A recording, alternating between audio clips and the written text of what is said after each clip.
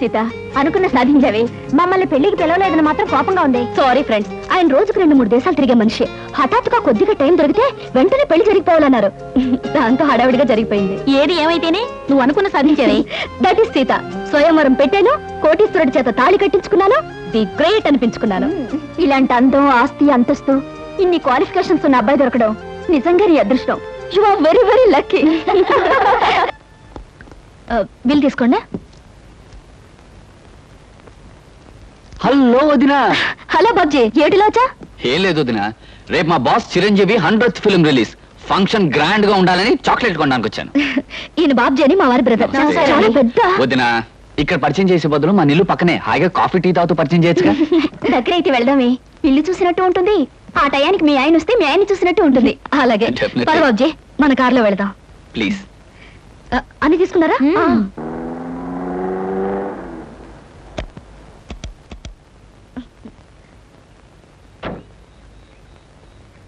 వదినా, ఇది కాదు, అది మా నిల్లు.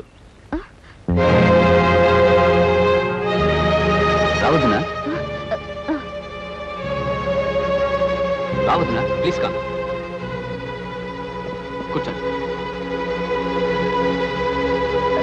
ఇది నిజంగా మీ ఇల్లేనా? అవును వదినా, మా ఇల్లే మమతల కోయిల, మా ఇల్లే మమతల పందిరి. రాగానే అలా కూని చేస్తావరా, దర్జుకుంటా. నాన్నగారు. మీ నాన్నగారా? కథల కుతూహలంలో కాపీ కలిపేశావురా. అమ్మా నువ్వా? ఎంతసేపు అయింది వచ్చి?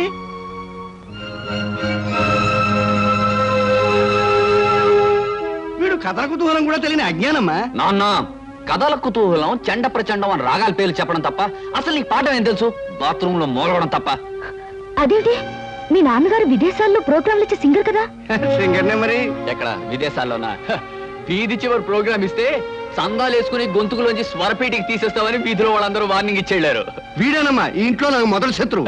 వదినా వదినా, నీకు తెలియదేమో, మొన్న కిటికీ దగ్గర నుంచి పాడుతుంటే పిల్లలు రాళ్ళిచ్చుకొట్టేరి. నోర్మై దరిద్రపోయేదావా, అర్థమైన హీరోల పోస్టర్లు అంటించి వాటి మీద ప్రాణముద్దలు కొట్టుకుంటూ బతికే నీ బతుకు నా బతుకు మంచిదేరా. మామ మీద కొట్టానంటే కేదార్గౌడ్ రాగంలో కెవ్వుమని ఎడుస్తావు. 5వ క్లాస్ వేదవా. అదేంటి, మీ చిన్నబ్బాయి ఐఏఎస్ పాస్ అయ్యి? ఐఏఎస్ వీడి బాగుందా? 5వ ఫారం 6 సార్లు తప్పాడు. 6వ ఫారం లో జాయిన్ చేస్తే స్కూల్లోంచి పారిపోయాడు. తొమ్మలగుండి వేసం మూతి మీద కొట్టానంటే మధ్యమావతి రాగంలో ఏడుస్తావు. ఏమిటండి మీ గొడవ? అంటే ఎప్పుడు ఏడిపించు తింటారు. అరే కోళ్ళు వచ్చేసింది. అదేమిటమ్మా చెప్పా చేయకుండా వచ్చావు? అమ్మా వదిన నేనే తీసుకొచ్చానమ్మా. అదేమిటండి మీరు ఇంటి పనులు చేస్తున్నారు? మీరు సొసైటీ లేడీ అని. ఈవిడ లేడీ కాదు, దుప్పి కాదమ్మా, నా పెళ్ళం. అది కాదండి, ఈవిడ పబ్లిక్ సర్వీస్ చేస్తారని. పబ్లిక్ సర్వీస్ లేదు, నా బొందా లేదు. ప్రైవేట్ గా అంట్లు తవ్వుకుంటూ ఉంటుంది, మా అందరికి వంట చేసి పెడుతుంది, అప్పుడప్పుడు ఇలా పొడుస్తుంది. పులిహార సేమ్యా ఉప్ప చాలా అద్భుతంగా చేస్తుంది. నువ్వు దగ్గర కూర్చొని చేయించుకు మరి. మీ మామగారు మాటలకేం లేమ్మా, ఆయన అలాగే మాట్లాడతారు. నిన్ను చూస్తే మాత్రం నాకు చాలా గర్వంగాను ఆనందంగాను ఉందమ్మా. గొప్పింటి బిడ్డవై ఉండి ఆస్తి అంతస్తు అనుకుండా మీ నాన్నగారి దగ్గరే సేల్స్ మెన్ గా పనిచేస్తున్న మా అబ్బాయిని పెళ్లి చేసుకోవడం నిజంగా గొప్ప విషయం అమ్మా. చెవిటి, కృష్ణ మా నాన్నగారి దగ్గర పనిచేస్తే సేల్స్ మెనా? అవునమ్మా, నీకు తెలుసుగా. ఏమే, పెళ్ళైన భర్తను పట్టుకుని సేల్స్ మెన్, నౌకరు, చౌకీదార్ అంటూ ఉంటే కోడల మనసు బాధపడదు? పెళ్లి చేసేసుకుంది కదా, ఏ ప్రొపరేటర్ అయిపోతాడు.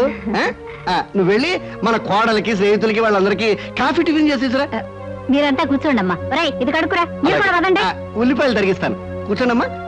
పెద్ద కోటీశ్వరుడు చెప్పింది ఏమైంది? స్వయంవరం ప్రకటించి మరీ సెలెక్ట్ చేసుకుంది.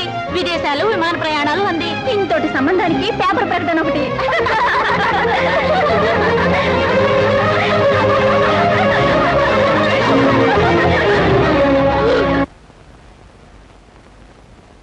మావయ్య, సీతకి నిజం ఎలా చెప్పాలో తెలియడం లేదు, కానీ చెప్పక తప్పని పరిస్థితి వచ్చేసింది. వరిగాకయ్యా, నువ్వెవరవో తెలిసినా, ఎంత కోపం వచ్చినా, మెళ్ళో తాళ్ళుబట్టు విలువ తెలిసిన ఆడపిల్ల కనుక తప్పనిసరిగా ఒప్పుకుంటుంది.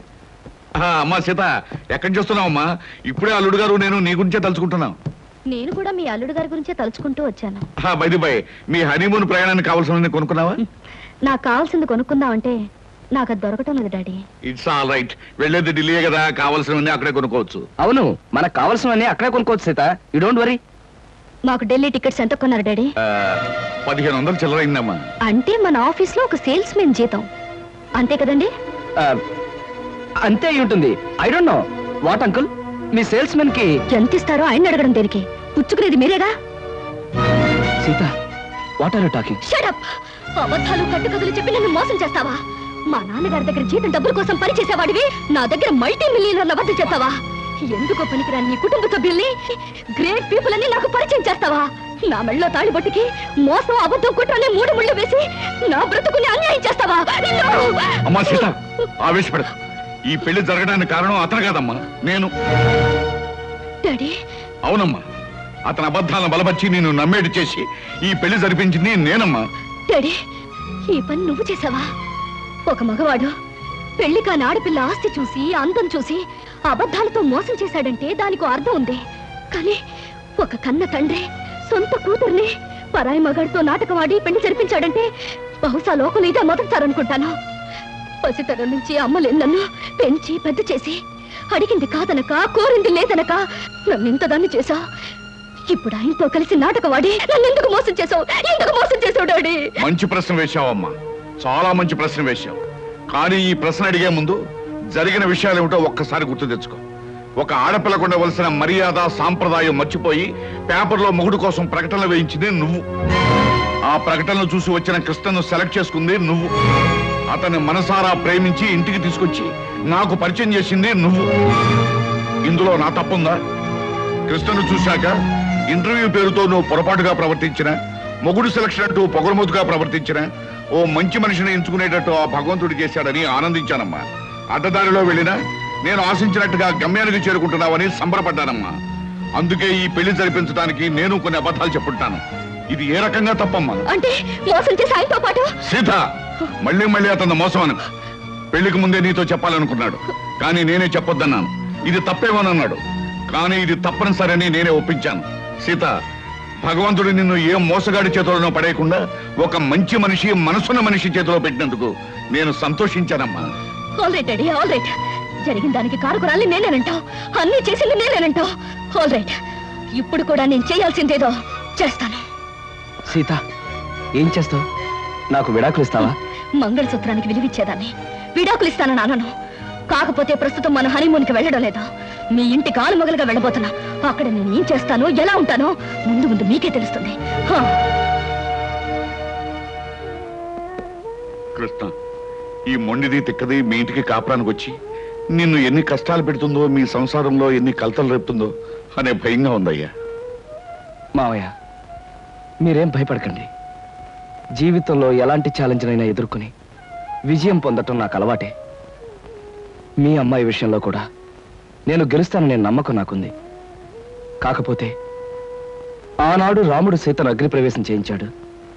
ఈనాడు మీ సీత ఈ రాముడిని అగ్నిప్రవేశం చేయించబోతుంది. ఆ అగ్నికి ఏమాత్రం చెక్కు చెదరకుండా పవిత్రమైన మనిషిగా బయటకొస్తాననే నమ్మకం నాకుంది మావయ్య. డాడీ, నేను అత్తవారింటికి వెళ్తున్నాను.